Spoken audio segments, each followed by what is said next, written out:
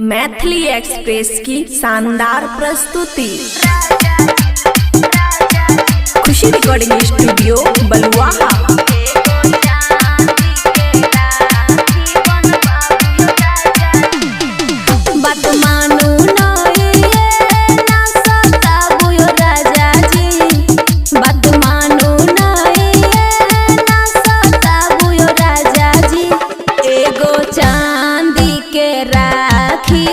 बाबू यो राजा जी एगो चांदी के राखी बन बाबू यो राजा जी।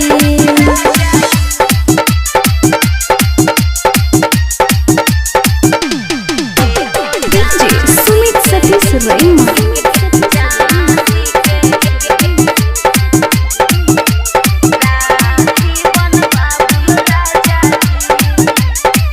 राखी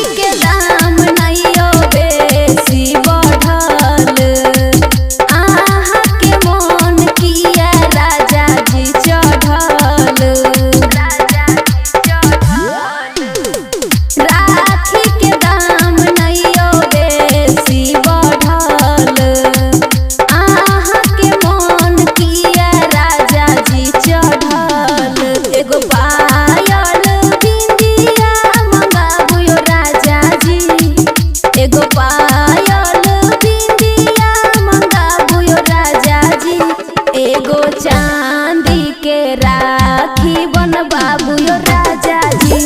एगो चांदी के राखी बन बाबू यो राजा जी।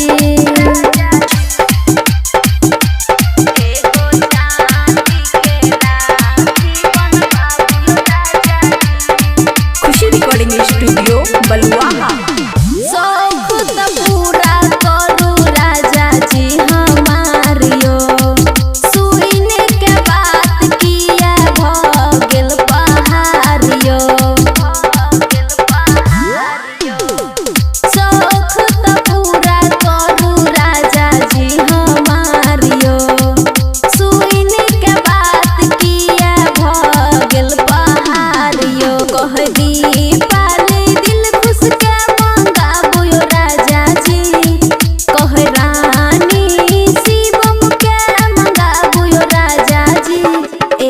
चांदी के राखी बन बाबू यो राजा जी एगो चांदी के राखी बन बाबू यो राजा जी। खुशी रिकॉर्डिंग स्टूडियो बलुआहा।